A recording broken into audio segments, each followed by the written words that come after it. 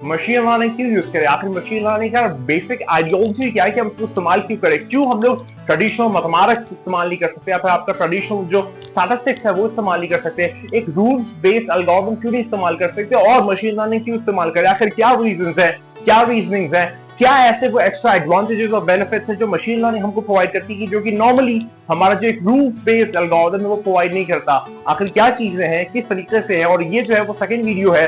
हमने फर्स्ट में डिस्कस किया कि एग्जैक्टली मशीन लर्निंग होती क्या है। इस वीडियो में डिस्कस करने जा रहे हैं कि आखिर मशीन लर्निंग इस्तेमाल क्यों करेंगे, रीजन क्या है, उसका क्या ऐसी बात है कि जो उसको खास बनाती है। इन सब पे बात करने जा रहे हैं हम लोग। एक फ्लो चार्ट के फॉर्मेट में समझेंगे, कॉन्सेप्ट को क्लियर करेंगे। अगर हमने लास्ट वीडियो नहीं देखी तो यहाँ आई बटन में आ रही है, जाके देखिए।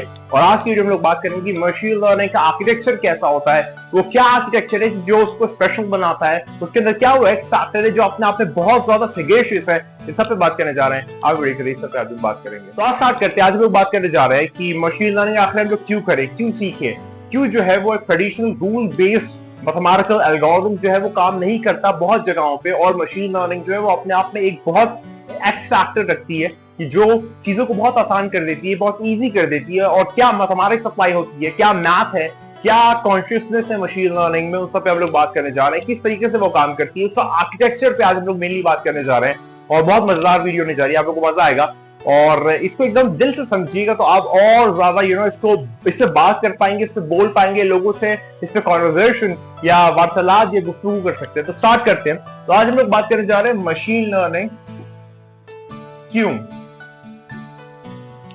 आखिर मशीन लर्निंग क्यों करे, क्या रीजन है, क्या वजह है, आखिर क्या ऐसी विचारधारा है कि हम लोग मशीन लर्निंग का यूसेज करें। तो पहले काम करते हैं, मशीन कोई भी चीज अगर आपको समझना हो कि आखिर वो क्यों अच्छी है, क्यों करे, तो आपको पहले ये देखना होगा कि क्यों आजकल क्या करंट स्टेट ऑफ आर्ट है, यानी कि अभी वो काम पहले से कैसे होता है। अगर फॉर एग्जांपल अगर मैं आपसे कहूं कि एसी बहुत अच्छी चीज है, लेकिन एसी अच्छी चीज है लेकिन किसके कंपैरिजन में, फैन के कंपैरिजन में। मैं आपको कहूंगा फैन बहुत अच्छा है, किसके कंपैरिजन में, कुछ ना होने के बिहाफ पे, अगर कुछ भी नहीं है तो उसके कंपैरिजन में फैन जो है वो बहुत अच्छा है। फैन है, उसके कंपैरिजन में एसी बहुत अच्छा है, और एसी के कंपैरिजन में कोई और चीज जो आने वाले टाइम में आ जाएगी वो बहुत अच्छी है। तो आप समझ सकते हैं कि हमेशा किसी चीज की वैल्यू, हमेशा किसी चीज की हेरिटेज और हमेशा किसी चीज की लेगेसी जो है, उसका एहसास, उसका सिग्निफिकेंस तभी पता चलता है कि जब आप उसको किसी चीज से कंपेयर करते हैं, एक कंपैरिजन करते हैं, आप अपना फ्रेम ऑफ रेफरेंस डिफाइन करते हैं। तो पहले मैं बात करूंगा कि मशीन लर्निंग क्यों करें, उससे पहले ये बात करेंगे कि पहले क्या क्या खराबियां थी, क्या क्या कॉन्स थे, क्या क्या चीजें हैं कि जो अपने आप को कॉम्प्लेक्स मेथड बनाती हैं कि जिसको सॉल्व करने के लिए मशीन लर्निंग का इस्तेमाल किया गया। ओके, अब मैं आपके सामने एक पूरी आर्किटेक्चर बनाता हूं, एक ट्रेडिशनल अप्रोच का आर्किटेक्चर कि इसमें क्या हुआ करता था, और ये जो है वो काफी डिफरेंट है मशीन लर्निंग से। इसके बाद मैं बताऊंगा कि इसमें जो प्रॉब्लम्स और जो आप कह लीजिए कॉन्स थे या डिसएडवांटेजेस थी, उसको सॉल्व करने के लिए मशीन लर्निंग जो भाई तो उसने कितनी आसान चीजें कर दी, कितनी इजी चीजें कर दी, उस पर अभी हम लोग बात करेंगे। तो अगर मैं आपको बताऊं कि फॉर एग्जाम्पल आपकी प्रॉब्लम होती है, अगर कोई भी आपकी प्रॉब्लम है तभी उसका सोल्यूशन आता है ना, अगर कोई प्रॉब्लम एग्जिस्ट करती है तभी उसका सोल्यूशन आता है। तो यहां पर मैं कह देता हूं कि स्टडी आप कर रहे हैं अपनी प्रॉब्लम को, यानी कि प्रॉब्लम कह लीजिए, प्रॉब्लम को स्टडी करना। यानी कि अगर कोई प्रॉब्लम है, कोई मुश्किल है, कोई एक टफ चीज है जिसको आपको सॉल्व करना है, ऑटोमेट करना है, तो उसके लिए यहाँ पर मैं एक आर्किटेक्चर डिफाइन कर रहा हूँ, एक नॉर्मल एल्गोरिथम कैसे काम करता है। अगर आप कुछ लोग नहीं जानते कि एल्गोरिथम क्या होता है, एल्गोरिथम आप सिंपली समझें कि किसी भी चीज को करने का step by step methodology, ideology, terminology, definition, mechanism, ये सारी चीजें जो है वो एल्गोरिथम को अपने आप में डिफाइन करती है। फॉर एग्जांपल अगर मुझे लिखना हो तो पहले मैं हाथ ऊपर करूंगा, चौक उठाऊंगा, टर्न अराउंड करूंगा और फिर लिखूंगा। ये मेरा राइटिंग का एल्गोरिथम है। मैंने बोर्ड पे लिखने का एल्गोरिथम डिफाइन कर दिया। मैंने हाथ उठाया, चौक उठाई, टर्न किया और लिखना शुरू कर दिया। ये है राइटिंग का एल्गोरिथम। इसी तरीके से पहले कोई भी प्रॉब्लम है और उसको अगर आपको सॉल्व करना है तो उसको सॉल्व करने के लिए जो चीज इस्तेमाल होती है, जो तरीका इस्तेमाल होता है, उस एल्गोरिथम को मैं यहाँ पर डिफाइन करने जा रहा हूं कि अगर मशीन लर्निंग ना होती तो क्या होता, वो क्या होता था, उसको भी मैं दिखाने जा रहा हूं। तो अगर आपके पास कोई प्रॉब्लम है तो उसका सोल्यूशन होना चाहिए। तो मैं यहाँ पर अपनी प्रॉब्लम को डिफाइन कर रहा हूं, या फिर कहता हूँ स्टडी द प्रॉब्लम या डिफाइन द प्रॉब्लम। आपने अपनी प्रॉब्लम को डिफाइन कर दिया, स्टडी करना आपको अपनी प्रॉब्लम को। उसके बाद अगर आपको अपनी प्रॉब्लम को, इसको मैं अभी एग्जांपल से समझाऊंगा तो आपको ज्यादा क्लियर हो जाएगा। उसके बाद आप यहां पर जो है वो कुछ रूल्स लिखेंगे, वाइड रूल्स। अपने आप रूल्स लिखेंगे। आपकी एक प्रॉब्लम है, उस प्रॉब्लम को सॉल्व करने के लिए आप अपने कुछ रूल्स एंड रेगुलेशंस या फिर आप कह लीजिए कि एक क्रम के साथ कुछ सेंटेंसेस, कुछ थ्योरम्स, कुछ पोस्टुलेट्स, कुछ आइडियोलॉजीज लिखेंगे जिसके बेसिस पे इस प्रॉब्लम को सॉल्व किया जाएगा। उसके बाद जो है यहां पर मैं रिजल्ट या इवैल्यूएशन लिख देता हूं।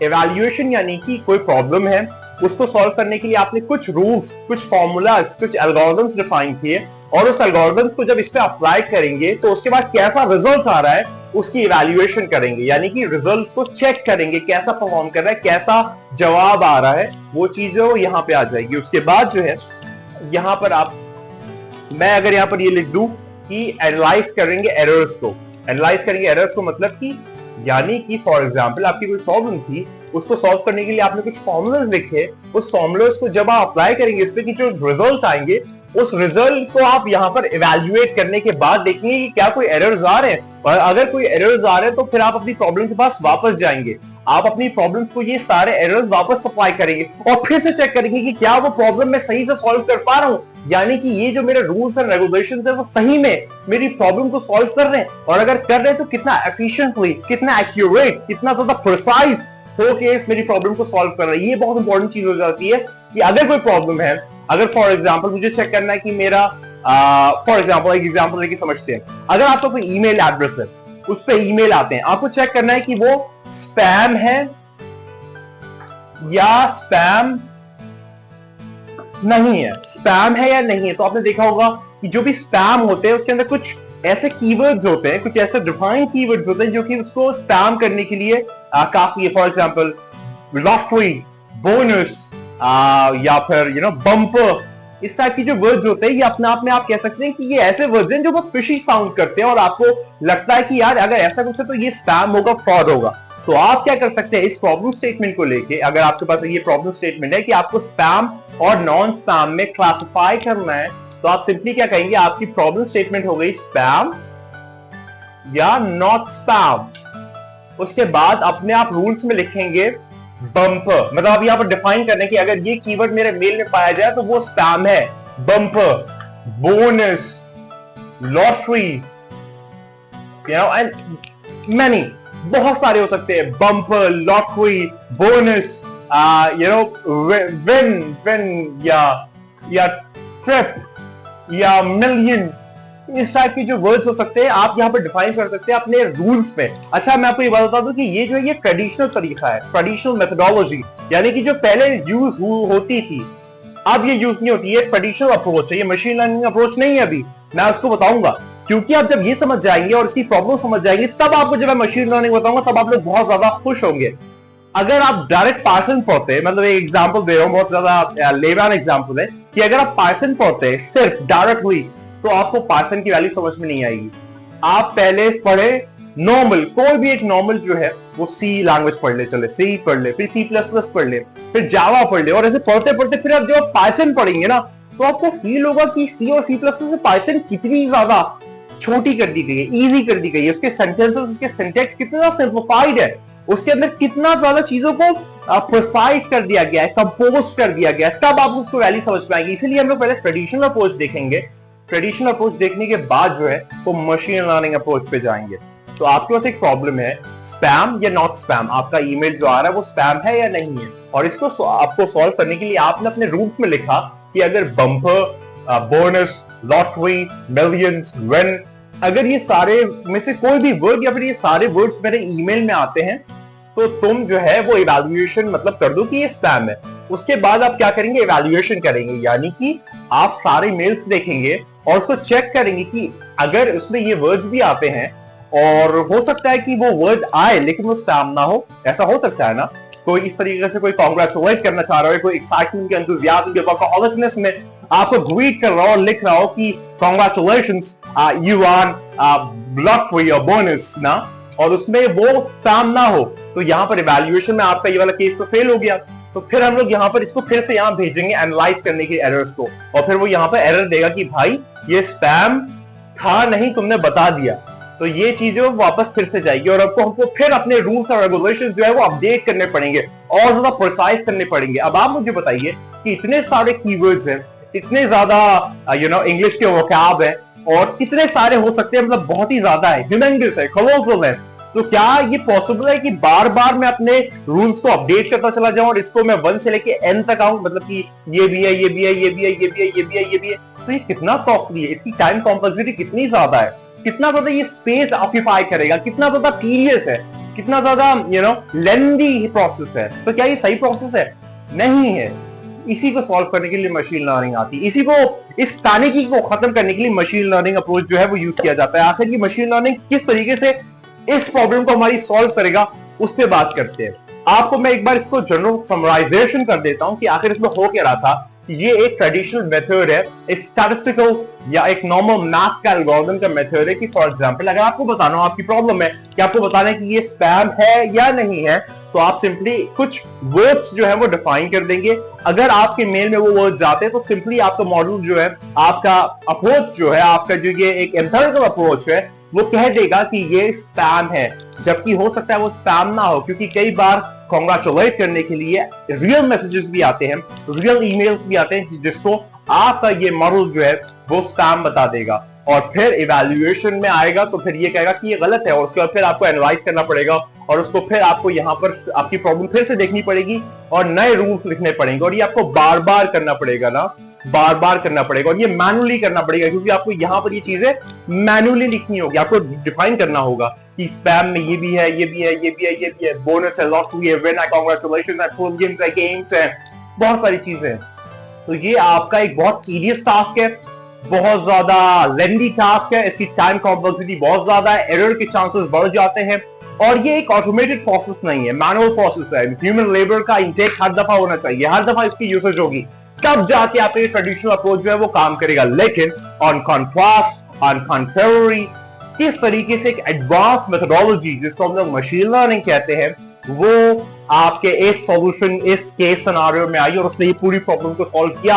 अब उस पर बात करते हैं। हमेशा किसी भी चीज को समझने का तरीका होता है, पहले देखो कि करंट स्टेट ऑफ आर्ट क्या है। ये आप जब भी इनोवेशन की कोई अगर वर्कशॉप करते हैं तो उसमें बात करते हैं करंट स्टेट ऑफ आर्ट, यानी कि अभी क्या हो रहा है, क्या हो रहा है अभी, अभी करंट में ही क्या, किस तरीके से काम होता है, और आपकी इनोवेशन जो है उसको किस तरीके से अच्छा करेगी, इस पे बात होती है, इसका कंपैरेटिव एनालिसिस होती है, इसका एक रिव्यू होता है।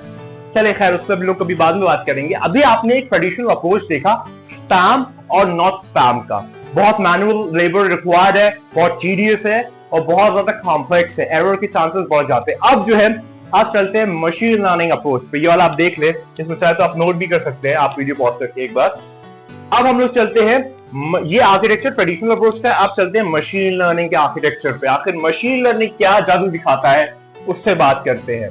यहाँ पर किस तरीके से चीजें जो है वो सिंप्लीफाई हो जाएगी, उस पर बात करते हैं, और कितना अच्छा हो जाएगा सिस्टम, उस पर बात करते हैं। अब जो है ये आपका एमएल अप्रोच है। एमएल अप्रोच, पहले आपने ट्रेडिशनल अप्रोच देखा था, अब आपका एमएल अप्रोच है। तो ये मैं उसका आर्किटेक्चर बना रहा हूँ, मशीन लर्निंग का आर्किटेक्चर बना रहा हूँ कि इसमें काम किस तरीके से होता है। वही वाली चीज हम लोग अपनी प्रॉब्लम को स्टडी करेंगे। तो यहां पर मैं लिखता हूं स्टडी प्रॉब्लम। आपने अपनी प्रॉब्लम को यहां पर डिफाइन किया, उसके बाद जो है यहां पर मैं बना देता हूं एक चीज ना, ये है आपका एमएल एल्गोरिथम। वहां पर उस केस में जो है हम लोग नॉर्मल रूल्स लिख रहे थे, यहां पर आपका मशीन लर्निंग एल्गोरिथम है, और उसके बाद जो है यहां पर आएगा इवैल्यूएशन, इवैल्यूएट करना, इवैल्यूएशन, ठीक है, इवैल्यूएट करना यहां से यहां, उसके बाद इवैल्यूएशन, और उसके बाद आपका भाई एरर को एनालाइज करना, एनालाइजिंग एरर्स, एरर्स को एनालाइज करना, और यहां पर वापस भेजना और इसको फिर वापस कर देना। लेकिन आप मुझे एक बात पूछ रहे होंगे कि यार इसमें मतलब डिफरेंट क्या है ना, इसमें क्या वो सिंपली सब कुछ सेम ही है ना, मतलब सारी चीजें वैसे ही, आपकी प्रॉब्लम स्टेटमेंट डिफाइंड है, यहां पर सिर्फ मैंने केस सिनेरियोस की जगह पर मशीन लर्निंग एल्गोरिथम डिफाइन कर दिया। उसके बाद इवैल्यूएशन करेगा नॉर्मली जैसे पहले हो रहा था, चेक करेगा कैसा जवाब आ रहा है, उसके बाद जो है वो आपका एनालिसिस करेगा एरर्स की, और अगर एरर्स की एनालिसिस होती है तो ये वापस जाता है और प्रॉब्लम स्टेटमेंट को अच्छे से डिफाइन करता है। लेकिन यहाँ पर एक 2-3 कैच है जो मैं आपको बताऊंगा। पहली चीज, डेटा, ये जो सबसे बड़ा एडवांटेज है, सबसे बड़ा कॉन्ट्रास्ट आइडिया है, सबसे बड़ा जो इसका सेगेशियस पॉइंट है, सबसे बड़ा इसका प्रो है, वो है डेटा। डेटा का जहां वर्ड आ जाता है तो आप समझ लीजिए कि जो डेटा साइंटिस्ट और मशीन लर्निंग प्रैक्टिशनर्स है वो खुश हो जाते हैं, क्योंकि डेटा इतनी पावरफुल चीज है, इतनी ज्यादा एनर्जी है, इतनी इलेक्ट्रिसिटी है इसमें, इस चीज डेटा में, कि जो पूरे सिस्टम को, पूरे डिजाइन को बदल के रख देता है। क्या होता है अब आप सुने। अब वही वाली प्रॉब्लम को हम लोग फिर से देखते हैं, स्पैम वर्सेस नॉट स्पैम। आपकी प्रॉब्लम स्टेटमेंट है कि आपको बताना है कि स्पैम है कि नहीं है। ओके, आपने अपना मशीन लर्निंग एल्गोरिथम ट्रेन किया, लेकिन क्या, कैसे ट्रेन किया? क्या आपने मैनुअली हर दफा, जैसे पिछली केस में हम लोग एक ट्रेडिशनल अप्रोच में लिख रहे थे, सारे केसेस, सारे सिनेरियो, सारे आपकी कि ये होगा, ये होगा, ये होगा, क्या वैसे किया? नहीं, वैसे नहीं किया। इस बार आपको एक डेटा सेट आपके पास है। अब डेटा सेट क्या होता है? हम लोग मशीन लर्निंग में, मैं इस पे आने वाले टाइम में वीडियो बनाऊंगा कि data cleaning, data collection, data cleaning, feature extraction, EDA analysis, सारी चीजें, लेकिन ये आप मतलब ऊपर से सुन लें कि आपके पास एक फाइल होती है। ये आपने एक्सेल फाइल, आप जानते होंगे, एक्सेल फाइल या सीएसवी फाइल, मतलब नॉर्मली जो है वो यही यूज की जाती है। इसके अंदर आपके पास स्पैम और नॉट स्पैम में यहां पर होंगे वर्ड्स, उसमें लिखा होगा स्पैम में $1 billion, congratulations, lottery, bonus etcetera, और उसके बाद यहां पर लिखा होगा कि वो स्पैम है या नहीं है, स्पैम है या नहीं है, स्पैम है या नहीं है। और क्या ये मैनुअली आपको बार बार लिखना होगा? नहीं, इसका इतना बड़ा डेटा सेट होगा, हो सकता है कि 5000 वर्ड्स, हो सकता है 6000 वर्ड्स, इसको हो सकता है 10,000 वर्ड्स, इसका मतलब एक बहुत कोलोसल डेटा सेट आपके पास होगा, एक ह्यूमंगस डेटा सेट आपके पास होगा, और वो डेटा सेट जो है वो आप इस मशीन लर्निंग एल्गोरिथम में फीड करेंगे। ये डिटेल में कैसे होता है उस पर आने वाली वीडियोस में हम लोग पूरा बात करेंगे। एक पूरा प्लेलिस्ट तैयार कर रहा हूं मैं, मशीन लर्निंग 0 से लेके 1 तक, पूरा उसके अंदर सारी चीजें आ जाएंगी। तो अब आप ऐसा समझे कि आपकी प्रॉब्लम स्टेटमेंट थी कि स्पैम है या नहीं है, लास्ट केस सिनेरियो की तरह, और फिर उसके बाद आपके पास मशीन लर्निंग एल्गोरिथम है। एल्गोरिथम यानी कि इसमें कुछ अलग सी बात नहीं है, वही सारी चीज है कि किसी भी काम को करने का तरीका, लेकिन मशीन लर्निंग अप्रोच के साथ। और उस मशीन लर्निंग एल्गोरिथम में किसी चीज को करने के तरीका में यहां पर कहा जा रहा है कि पिछली बार आप बार बार लिख रहे थे ये हो तो स्पैम है, ये हो तो स्पैम है, ये हो तो स्पैम है, और अगर उनमें से कोई वर्ड नहीं उसमें आपने इंक्लूड किया, क्योंकि ह्यूमन टेंडेंसी, आप सारी चीजें कवर नहीं कर सकते, आपकी कैपेसिटी जो है वो लिमिटेड है, तो हो सकता है उसके अंदर स्पैम हो और आपका मॉडल जो है वो बता ना पा रहा हो। ट्रेडिशनल अप्रोच है पीछे वाले केस में, और फिर आपने जब एनालाइज किया हो तो कहा हो कि एरर है, तो आपने फिर वो वर्ड ऐड किया, और ऐसे कितने सारे वर्ड्स होंगे। लेकिन इस केस में आपके पास एक डेटा सेट होगा, एक कंप्लीट एक्सेल फाइल होगी, एक शीट होगी, एक डेटा सेट होगा कि जिसमें बहुत सारे वर्ड्स लिखे होंगे, और सिर्फ वर्ड्स ही नहीं लिखे होंगे, उसके साथ बहुत सारे उसके फीचर्स लिखे होंगे। फीचर्स मतलब फॉर एग्जांपल अगर मैं कह दूं कि ये चौक है, तो ये मैंने एक डिक्लेरेशन कर दिया, जिसको कहते हैं मैंने टारगेट वैल्यू को बता दिया, ये चौक है। फॉर एग्जांपल मैं हूं और एक और कोई शख्स है, एक और कोई पर्सन है, मैं कहता हूं चौक है, वो कहता है चौक नहीं है, हमारे दो आइडियाज हो गए। लेकिन अगर इसको मैं थोड़ा सा डिफाइन करूं, इसके बारे में थोड़ा सा बताऊं, तो हो सकता है कि ज्यादा, बहुत ज्यादा बल्कि मैं कहूं, आपको ये बिलीव हो जाए कि हाँ ये चौक है। क्यों? क्योंकि मैंने अपने आर्ग्यूमेंट को, अपनी बात को सपोर्ट किया है डिफरेंट पैरामीटर्स के साथ, डिफरेंट फीचर्स के साथ, डिफरेंट बातों के साथ। फॉर एग्जांपल मैं कहूं ये चौक है क्योंकि ये लाइट वेट है, जब इसको लिखो तो इसमें डस्ट हाथ में आती है, इसके कलर्स डिफरेंट होते हैं, इसको जब लिखो तो इसकी साइज डिक्रीज होती है। ये चौक इसलिए क्योंकि ये ब्लैक बोर्ड पे चलती है, और इसके डिफरेंट पैरामीटर्स और प्रॉपर्टीज जो है वो बताऊं।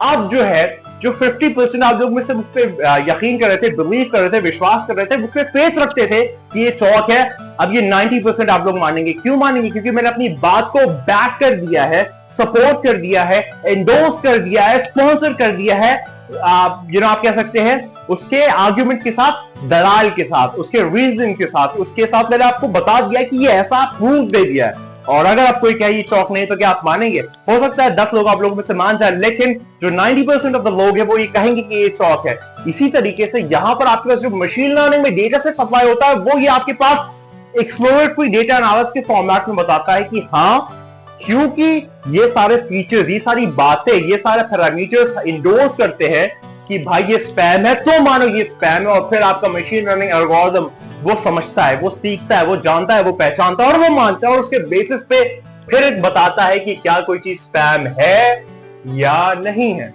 ये आइडियोलॉजी है, ये मेथोडोलॉजी है, ये मैकेनिज्म है, ये सिचुएशन है, ये आपका सिनेरियो, ये आपका ऑप्टिमिज्म है, ये वो मशीन लर्निंग अप्रोच है कि जो डिफरेंशिएट करता है एक ट्रेडिशनल अप्रोच को एक मशीन लर्निंग अप्रोच के साथ। और उसके बाद जब आपने अपनी बात को सपोर्ट कर दिया मल्टीपल आर्ग्यूमेंट्स के साथ, मल्टीपल बातों के साथ, मल्टीपल रीजनिंग के साथ, तो फिर आपका इवैल्यूएशन जो है ज्यादा अच्छा होगा, एरर के चांसेस डिक्रीज हो जाएंगे, और उसके बाद आपका ये जो साइकिल है वो बहुत बार नहीं घूमेगी, एक दो बार ही घूमेगी, और उसके बाद आप इवैल्यूएशन से डायरेक्ट जो है वो चले जाएंगे लॉन्च की तरफ। यानी कि ये आपको लूप बार बार नहीं चलाना पड़ेगा। हो सकता है देखिए फर्स्ट टाइम में कोई चीज परफेक्ट नहीं होती, लेकिन हाँ जो ट्रेडिशनल अप्रोच था, जो इतना कॉस्टली था, जो इतना ज्यादा मेहनत वाला था, जो इतना उसके अंदर हार्डवर्क रिक्वायर्ड था, ये एक स्मार्ट अप्रोच है, ये मशीन लर्निंग अप्रोच है कि जो चीजों को कितना इजी कर देता है। आप खुद सोचें, आपने प्रॉब्लम स्टडी की, स्पैम है या नहीं है,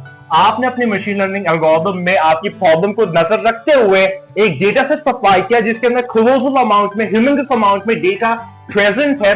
वो डेटा सिर्फ इसलिए प्रेजेंट नहीं कि वो स्पैम है या नहीं है, वर्ड्स के साथ डिफरेंट फीचर्स, डिफरेंट बातें भी प्रेजेंट है। फॉर एग्जाम्पल, अगर ये चौक है तो चौक क्यों है, कैसे है, किस साइज की है, किस लेंथ की है, कहां पे है, किसके साथ स्पॉन्सर्ड है, किसकी कंपनी से रिक्वायर्ड है, कहां से आती है, कैसे खत्म होती है, कहां जाती है, एक्सपायरी क्या है, मैन्युफैक्चर क्या है, प्राइसिंग क्या है, एक्सेट्रा। ये सारी चीजें जो है वो आपको बताती है, विश्वास दिलाती है, ये जताती है कि ये चौक है। और अब कोई इंसान कहे कि ये चौक नहीं, तो क्या आप मानेंगे? हो सकता है कुछ लोग मान जाए, क्योंकि परफेक्शन, कंप्लीशन 100% तो कोई भी चीज नहीं होती, लेकिन 90 से 95% ऑफ सारी पॉपुलेशन जो है वो ये कहेगी कि ये चौक है। इसी तरीके से इस डेटा में बहुत सारी बातें सप्लाइड होंगी। मैं डिटेल में आगे वाली वीडियो में बात करूंगा। मैं चाहता हूं आप लोग एक्साइटमेंट बहुत ज्यादा तेज है, क्योंकि मुझे खुद फील हो रहा है, लेकिन आने वाली वीडियो में आप वेट कीजिए, आपको बहुत मजा आने वाला है, क्योंकि जो चीज मैं करता हूं एज अ डेटा साइंटिस्ट वो आप लोगों को बता रहा हूं। और मैंने एक सर्वे भी किया था वीडियोस बनाने से पहले कि मैं इंग्लिश में बनाऊं या हिंदी में बनाऊं, तो 90% नहीं, मैं कहूंगा 80% जो पॉपुलेशन थी वो कहती थी कि आप हिंदी में वीडियोस बनाइए, क्योंकि हमारी जो पॉपुलेशन है वो हिंदी ज्यादा आप समझती है, ऐसा मुझे बताया गया। वरना मैं इंग्लिश में थोड़ा ज्यादा ही और तेज बोलने लगता, लेकिन ठीक है ना।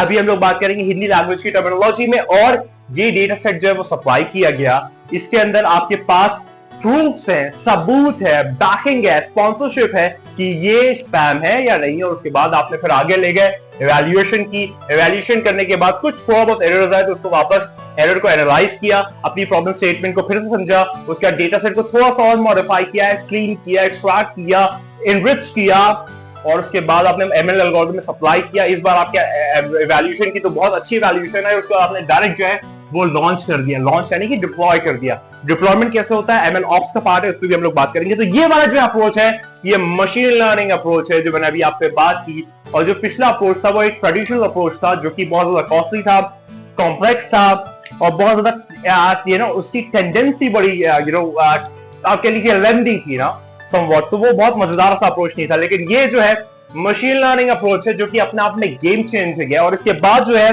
अब आ गया है डीप लर्निंग अप्रोच। लेकिन वही वाली बात है कि C++ ना पढ़ोगे तो पाइथन की वैल्यू समझ में नहीं आएगी, मशीन लर्निंग नहीं पढ़ोगे तो डीप लर्निंग की वैल्यू समझ में नहीं आएगी। डीप लर्निंग जो है वो सब कुछ जो है न्यूरल नेट्स के ऊपर है। हम लोग बीच बीच में बात करते रहेंगे और उसके ऊपर भी पूरी एक प्लेलिस्ट बनाऊंगा कि आखिर डीप लर्निंग में क्या होता है, मशीन लर्निंग से कैसे डिफरेंट है, न्यूरल नेटवर्क्स क्या होते हैं, न्यूरल नेटवर्क्स में कैसे काम होता है, बैक प्रोपगेशन क्या चीज होती है, एक्टिवेशन फंक्शन क्या होता है, वेट्स और बायस क्या होते हैं, इस पर भी बात करेंगे, मिलकर सीखेंगे। आप लोग से मैं सीख रहा हूं, मैं तो अभी बस एक लर्नर हूं, तो मैं उम्मीद करता हूं आपको समझ में आया होगा machine learning approach versus traditional approach कैसे डिफरेंट है। ये वो एक आइडियोलॉजी तो मैं आपको बताना चाह रहा था। बहुत सारा नॉलेज है, बहुत सारी बातें जो है वो मार्केट में प्रेजेंट है, आप लोगों को धीरे धीरे करके सीखना है। मैं जानता हूं कि आप लोग चाहते हो कि एक बार में सीख लें, लेकिन वो चीज होती नहीं है, वो चीज फिर खोती है, जो होती नहीं है वो फिर खो जाती है। आपको समझना होगा कि ये वो अप्रोच है कि जो मशीन लर्निंग अप्रोच कहलाता है। तो ये वाली वीडियो जो है वो आज मुझे बनानी थी, इसका मुझे जस्ट जो है ऑफिस जा रहा है, तो मैंने सोचा इसको फिर रैप अप किया जाए। इसके बाद जो नेक्स्ट वीडियो होगी, मैंने पहले वीडियो बनाई मशीन लर्निंग का एक पूरी आइडियोलॉजी, कोई भी अगर कुछ भी नहीं जानता है तो वो वाली वीडियो पहले देखो, और उसके बाद मशीन लर्निंग क्यों करें वो देखें। अब आपने ये देख लिया कि मशीन लर्निंग क्यों करें, इसके बाद हम लोग बात करेंगे मशीन लर्निंग के अंदर टेक्निकलिटीज में, पैंडल्स के बारे में, लाइब्रेरीज क्या होती हैं, पाइथन। मैं सोच रहा हूं पूरा आप लोग मुझे कमेंट में बताइए कि पाइथन की पूरी प्लेलिस्ट बनाऊं या उसको मैं स्किप कर दूं, आप लोग खुद सीख के आएंगे, जैसा आप लोग बताइए। क्योंकि पाइथन भी अगर कवर करेंगे तो मशीन लर्निंग का जो आपका एग्जैक्ट कॉन्सेप्चुअलाइजेशन है वो एक्सटेंड हो जाएगा। जबकि मैं चाहता हूँ कि मैं मशीन लर्निंग पे बहुत ज्यादा फोकस करूँ, और पाइथन जो है वो जैसे कि अभी कभी यूज केस होगा तो मैं आपको बता दूंगी पाइथन यहाँ पर ऐसे यूज हो रही है। फॉर एग्जांपल अगर आपको ये डेटा सेट जो है, अगर इसको आपको कॉल करना है, रीड करना है, लोड करना है, तो इसके अंदर एक लाइब्रेरी यूज होती है पाइथन की पैंडर्स, और पैंडर्स में आपको 2-3 थोड़े से सिंटेक्स लिखने होते हैं और फिर ये लोड हो जाता है। तो मैं सोच रहा हूँ कि हम लोग लर्निंग प्रोसेस में पाइथन सीखे, ना कि अलग से एक पाइथन सीखे, जो मेरा अप्रोच है। बाकी आप लोग जैसा कहें, आप लोग जैसा समझे। तो ये मुझे उम्मीद करता हूँ आपको मजा आया होगा। Machine learning versus traditional approach में क्या डिफरेंस है, आइडियोलॉजी में, मेथोडोलॉजी में, कम्युनिकेशन में, कन्वेंशन में, सेटिस्फैक्शन में, ओरिएंटेशन में, होल मैकेनिज्म में। और मैं अगर आपको कमेंट में वही सारी फॉर्मेलिटीज मैं कहता नहीं हूं, आप लोग खुद समझ ले। अगर आप लोग को पसंद आई होगी तो वो सारी फॉर्मेलिटीज कर दीजिएगा और मैक्सिमम लोगों तक ये पहुंचा दीजिएगा, क्योंकि सही में अगर किसी को मजा आता है किसी काम में तो फिर वो उसको बहुत मजा आता है, फिर वो एक अलग ही सिस्टम हो जाता है। तो ठीक है, हम लोग नेक्स्ट वीडियो में मिलते हैं। अब टेक्निकलिटीज में चलेंगे। थोड़ा सा मैं आपको एक ओवरव्यू दे दूंगा लाइब्रेरीज के ऊपर, पाइथन की लाइब्रेरीज कैसे क्या काम करती है, उसके बाद एग्जैक्ट मशीन लर्निंग जो है वो प्रैक्टिकली स्टार्ट करेंगे। लेकिन मैं अपना ब्लैक बोर्ड और चौक नहीं छोड़ूंगा। मैं सिर्फ वो, मुझे मजा नहीं आता कि कंप्यूटर की स्क्रीन पे जो है वो आपको मैं कर करके दिखाता रहूं। मुझे बोर्ड और चौक से लिखना मजा आता है। और अभी हमने आज एग्जाम्पल भी समझा कि ये चौक क्यों है। अब आप लोग बता सकते हैं कि ये चौक क्यों है। इसी तरीके से स्पैम क्यों है, उसके अंदर उसके फीचर्स बताएंगे, बहुत सारे मल्टीपल फीचर्स बताएंगे ये स्पैम क्यों है। जैसे ये आप बता सकते हैं इसके बारे में, इसकी प्रॉपर्टीज के बारे में, तब आप कह सकते हैं कि ये चौक है। इसी तरीके से आप एक ईमेल के बारे में जो जो वर्ड्स आ रहे हैं उसकी प्रॉपर्टीज को डिफाइन करके, उसकी प्रॉपर्टीज को एनालाइज करके, उसकी प्रॉपर्टीज को इवैल्यूएट करके, उसकी प्रॉपर्टीज को वैलिडेट करके ये चीज कंफर्म कर सकते हैं कि वो स्पैम है या नहीं है। ओके, मुझे उम्मीद करता हूं आपको वीडियो पसंद आई होगी। और मैं हमेशा की तरह अपने थियोलॉजिकल चैनल पे जो कहता हूं वो यही पे भी कहूंगा, क्योंकि थियोलॉजी है, स्पिरिचुअलिटी है, साइंस है, ये सारी चीजें जो इंटरकनेक्टेड है। और मैं हमेशा कहता हूँ, वही कहता हूँ कि वो आने वाला है वो बहुत जल्द आने वाला है, और तू नहीं है, बस वही है। खुदा को याद करो यार, खुदा को याद करो। खुदा हाफिज़।